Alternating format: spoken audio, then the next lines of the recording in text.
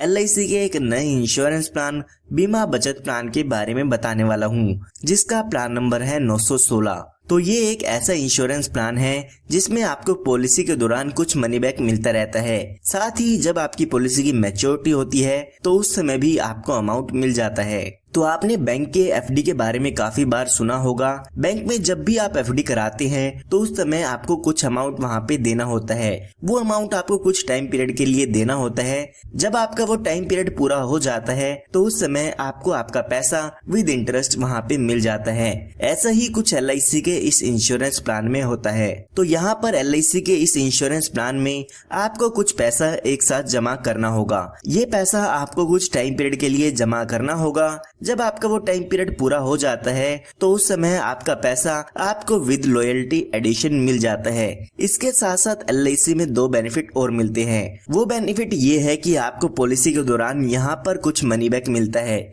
यानी कि पॉलिसी के बीच में ही कुछ ना कुछ अमाउंट आपको मिलता रहता है। इसी के साथ साथ यहाँ पर आपको इंश्योरेंस कवर भी मिल जाता है। बैंक की FD की बात करें तो वहाँ पर इंश्योरेंस कवर आपको नहीं मिलता है, लेकिन LIC की इस पॉलिसी में आपको FD के साथ साथ इंश्योरेंस कवर का बेनिफिट भी मिल जाता है। तो आइए सबसे पहले जान लेते हैं कौन कौन इस इंश्योरेंस पॉलिसी को ले सकते हैं। उसके बाद हम जानेंगे कि इसमें आपको कितना प्रीमियम पे करना होगा, कितनी मैच्योरिटी होगी और क्या क्या डेथ बेनिफिट मिल जाते हैं। तो यहाँ पर सबसे पहले बात आती है मिनिमम एज की, यानी कि कम से कम कितनी उम्र के व्यक्ति इस इंश्योरेंस पॉलिसी को ले सकते हैं। तो वो एज यहाँ पे दी गई है 15 साल की, यानी कि अगर आपकी उम्र 15 साल या 15 साल से ज्यादा की है तो आप इस इंश्योरेंस पॉलिसी को ले सकते हैं। उसके बाद बात आती है मैक्सिमम एज की, यानी कि ज्यादा से ज्यादा कितनी उम्र तक के व्यक्ति इस इंश्योरेंस पॉलिसी को ले सकते हैं। तो वो एज यहाँ पे दी गई है 50 साल की, यानी कि 15 साल के बच्चे से लेके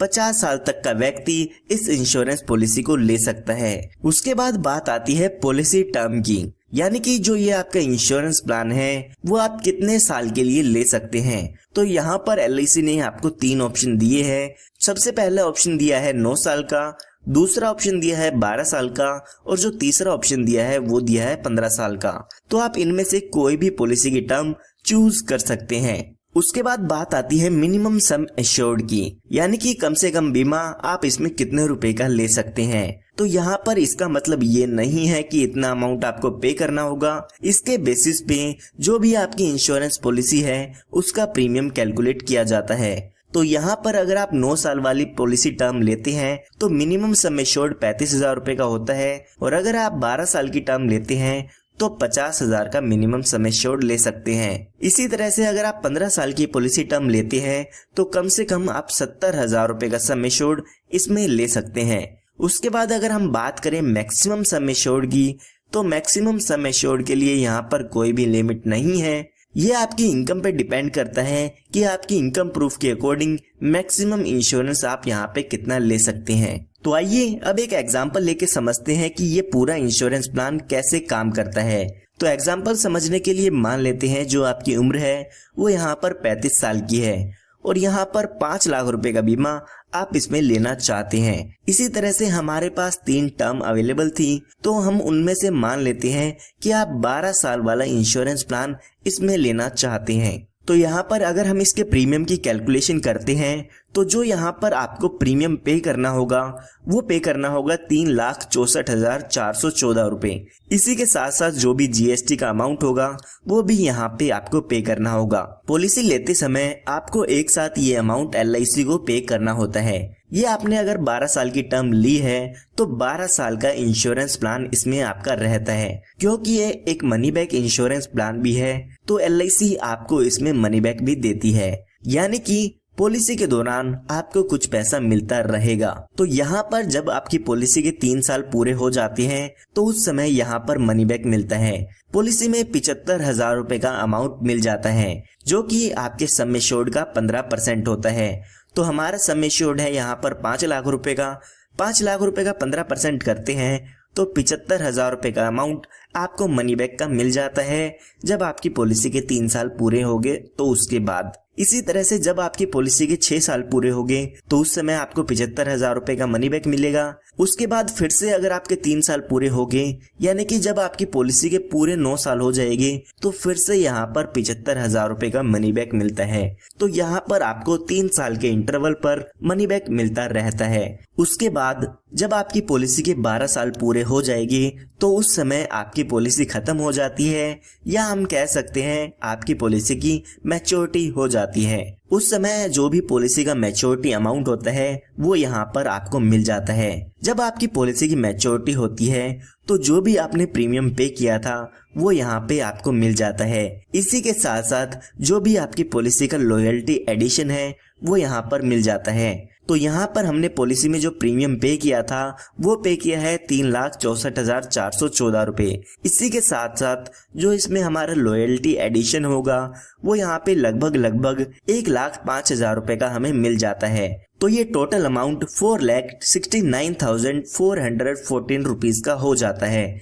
लगभग 4,70,000 रुपए के करीब अमाउंट यहाँ पे आपको मैच्योरिटी पर मिल जाता है। अगर हम इसके टोटल बेनिफिट देखते हैं तो यहाँ पर 2,25,000 रुपए का अमाउंट आपको पॉलिसी के दौरान मनी बैक पे मिल चुका है। इसी के साथ साथ 4,70,000 रुपए के करीब आपको यहाँ पर मैच्योरिटी पर मिल जाता है। तो ये टोटल अमाउंट आप देखते हैं तो 6,94,414 रुपए का अमाउंट इसमें आपको टोटल मिल जाता है। अगर हम टोटल पेमेंट की बात करें तो हमने यहाँ पर 3,64,414 रुपए का प्रीमियम इसमें पे किया था। इसी के साथ साथ जो भी जीएसटी का अमाउंट होगा वो भी यहाँ पे आपको पे करना होता है। ये हमने बात तब की है जब पॉलिसी होल्डर के साथ कोई भी दुर्घटना नहीं होती है। आइए अब एक एग्जांपल लेके समझते हैं कि अगर पॉलिसी होल्डर की डेथ हो जाती है तो उस केस में पॉलिसी होल्डर के नॉमिनी को क्या क्या बेनिफिट मिल जाते हैं। तो यहाँ पर पॉलिसी होल्डर की डेथ कभी भी हो जाती है तो यहाँ पर पॉलिसी होल्डर के नॉमिनी को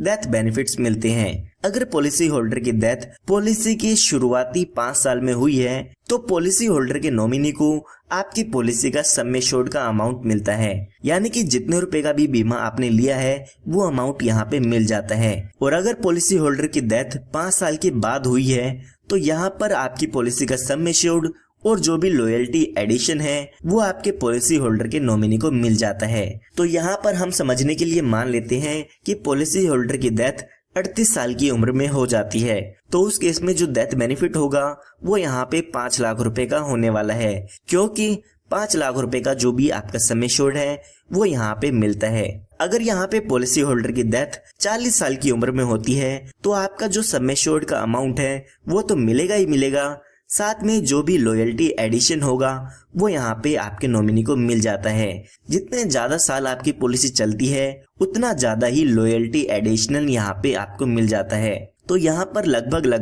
43,750 रुपए का लॉयल्टी एडिशन मिलेगा। तो ये आप टोटल देखते हैं तो 5,43,750 रुपए का डेथ बेनिफिट आपके नॉमिनी को मिल जाता है। ये डेथ बेनिफिट जब आपके पॉलिसी के नॉमिनी को मिल जाता है उसके बाद आपकी पॉलिसी खत्म हो जाती है, ना ही उसमें आपको कोई प्रीमियम की पेमेंट करनी होगी और ना ही उसमें आपको कोई पैसा मिलेगा। जब भी पॉलिसी होल्डर की डेथ होती है तभी आपकी पॉलिसी यहाँ पर खत्म हो जाती है। उसके बाद आप अपनी पॉलिसी में कुछ एडिशनल बेनिफिट भी ले सकते हैं जिसके लिए आपको कुछ एक्स्ट्रा प्रीमियम देना होगा। तो यहाँ पर आप अपनी पॉलिसी में टर्म राइडर ले सकते हैं। अगर पॉलिसी होल्डर की नॉर्मल डेथ होती है तो इस केस में आपको LIC 5 लाख रुपए का एक्स्ट्रा अमाउंट देती है, यानी कि 4,43,750 रुपए का अमाउंट तो मिलेगा ही मिलेगा, साथ में 5 लाख रुपए आपको टर्म राइडर के और मिल जाते हैं। इसी तरह से यहाँ पर आप दूसरा एक टर्म राइडर जो कि है accidental death and disability benefit rider,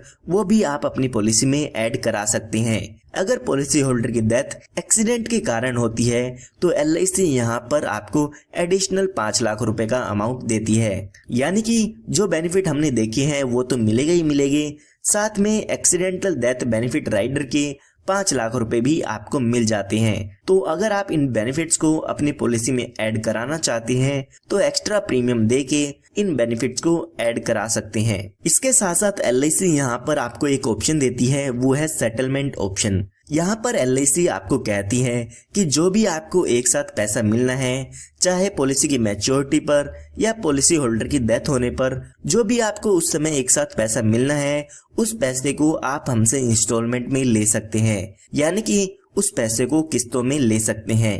LIC जो भी आपको इंस्टॉलमेंट में पैसा देगी उस पर आपको इंटरेस्ट भी देती है। LIC यहाँ पर कहती है कि जो भी आपको मैच्योरिटी पर पैसा मिलना है, आप उस पैसे को 5, 10 या 15 साल की किस्तों में ले सकते हैं। अगर आप इनको किस्तों में लेना चाहते हैं तो पॉलिसी खत्म होने से 3 महीने पहले आपको LIC को बताना होगा कि आप इस पैसे को इंस्टॉलमेंट में लेना चाहते हैं। इसी तरह से जो भी पॉलिसी के डेथ बेनिफिट्स होते हैं उनको भी आप इंस्टॉलमेंट में ले सकते हैं। पॉलिसी होल्डर को पॉलिसी के दौरान बताना होगा कि उसकी डेथ होने के बाद ये जो अमाउंट होगा वो उसके नॉमिनी को इंस्टॉलमेंट में मिले या एक साथ मिले। तो अगर आप इस पॉलिसी के बेनिफिट को अपनी पॉलिसी में लेना चाहते हैं तो आप ले सकते हैं। LIC यहाँ पर उसके बाद आपको कुछ एडिशनल बेनिफिट भी देती है। यहाँ पर LIC ने आपको कुछ एडिशनल राइडर दिए हैं जो कि आप एक्स्ट्रा प्रीमियम पे करके ले सकते हैं। तो जैसे कि मैंने आपको बताया, आप अपनी पॉलिसी में accidental death and disability benefit rider ले सकते हैं। आप इनको एक्स्ट्रा प्रीमियम देके अपनी पॉलिसी में ऐड करा सकते हैं। इसी के साथ साथ LIC यहाँ पर आपको लोन की फैसिलिटी भी देती है।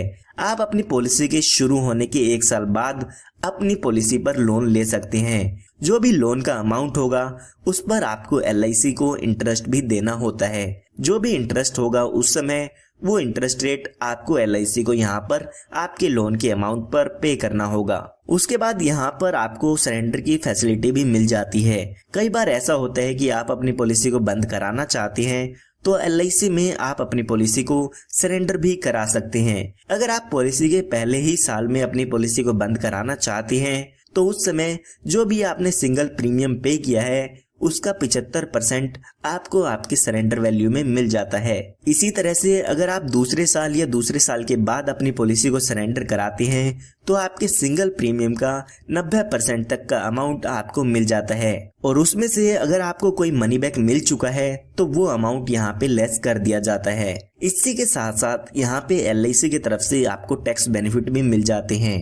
तो जो भी इनकम टैक्स की रिटर्न फाइल करते हैं वो इसमें प्रीमियम की डिडक्शन ले सकते हैं। जो भी इनकम टैक्स रूल्स होंगे उसके हिसाब से आप इसके प्रीमियम की डिडक्शन ले सकते हैं। उसके बाद बात करते हैं मैच्योरिटी की। तो यहाँ पर जो भी आपकी पॉलिसी पर मैच्योरिटी अमाउंट मिलता है वो यहाँ पर टैक्सेबल होता है। उस पर आपको इनकम टैक्स के हिसाब से आपको टैक्स देना होगा। उसके बाद बात आती है डेथ क्लेम की। तो यहाँ पर डेथ क्लेम पर आपको कोई भी टैक्स नहीं देना होगा। इनकम टैक्स के 1010D में आपको यहाँ पे एग्जम्प्ट कर दिया गया है। आपको डेथ क्लेम के पैसे पर कोई भी टैक्स नहीं देना होगा। तो यहाँ पर हमने बात कर ली है LIC के प्लान बीमा बचत प्लान नंबर 916